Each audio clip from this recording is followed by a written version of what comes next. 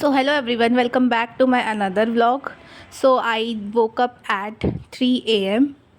Then I freshen up and wash my face. Then I sat to prepare my to-do list. मैं पूरे एक week का plan करती हूँ कि मुझे एक वीक में क्या क्या ख़त्म करना है. ओके, उसी के अकॉर्डिंग अपने डेली के टास्क भी डिसाइड करती हूँ.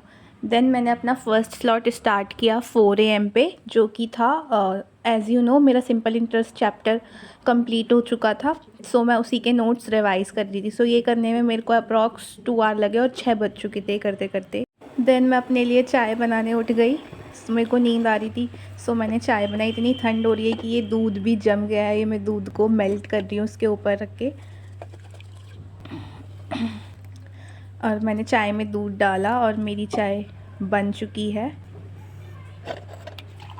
सो जल्दी से चाय लेकर हम वापस से चलते हैं अपना नेक्स्ट स्लॉट स्टार्ट करने, जो कि था मेरे को सिंपल इंटरेस्ट के इस बुक से क्वेश्चंस लगाने. एंड मैं इसी बुक से क्वेश्चंस लगाती हूँ क्योंकि इसमें रीसेंट PYQs है और मेरे पास किरण का पुराना एडिशन है. सो उसमें रीसेंट PYQs नहीं है.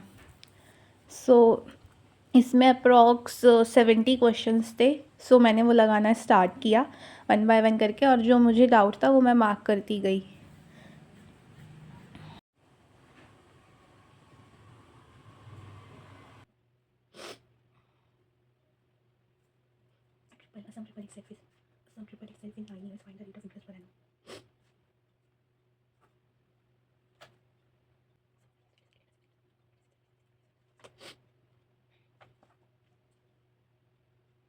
एंड ये करने में भी मुझे दो घंटे लगे. 8 बज चुके थे ये करते करते. देन मैंने अपना नेक्स्ट स्लॉट स्टार्ट किया जिसमें मेरे को इंग्लिश का वो कैब रिवाइज़ करना था, जो कि मैं रानी मैम से ले रही हूँ, उनका समुद्र मंथन बैच से.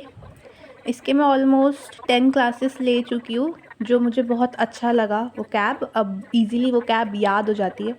मैम क्लास में ही सारी वो कैब्स याद करा देती है निमोनिक्स की हेल्प से या फिर कुछ ट्रिक्स वगैरह लगा के.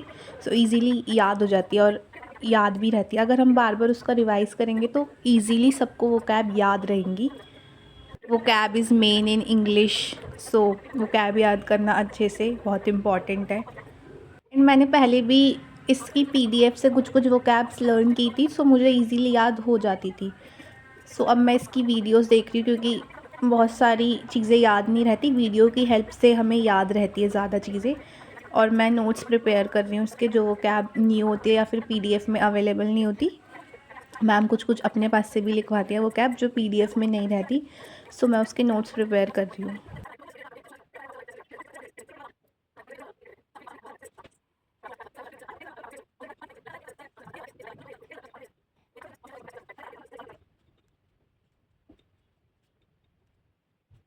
देन ये ख़त्म करने के बाद मुझे बहुत तेज़ भूख लगी थी. सो मैं चली ब्रेकफास्ट प्रिपेयर करने मम्मी के साथ. ये हम ब्रेड रोल बना रहे हैं आज. गाइस वैसे मेरे को कुकिंग करना पसंद है. मैं कभी कभी कर लेती हूँ, कभी कभी क्या डेली करती हूँ. मुझे ही करना पड़ता है डेली को खाना बनाना मुझे ही पड़ता है. और आज मम्मी घर पे थी तो उन्होंने ही बनाया सुबह. हमारे ब्रेड रोल बन चुके हैं. ये खा के हम नहाकर फिर से बैठ गए पढ़ने. जो भी मेरे सिंपल इंटरेस्ट के सुबह डाउट थे वो मैंने वापस से क्लासेस लेके उनको क्लियर करा.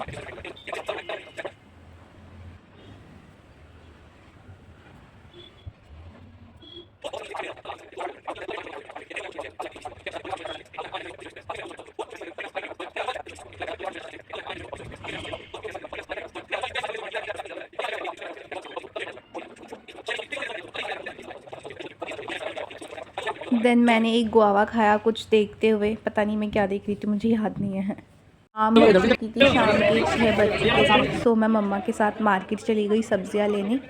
हमारे यहाँ एक ही वीक में एक बार ही मार्केट लगती है. सो उसी दिन हमको सब्ज़ी लेने जाना पड़ता है. फिर हमने खाए गोलगप्पे. देन हम वापस घर आ गए. देन मैंने अपना नेक्स्ट स्लॉट स्टार्ट किया, जो कि था मुझे GS का रिवीजन करना था, जो भी मेरा बायोलॉजी में मैंने पढ़ा था अभी तक.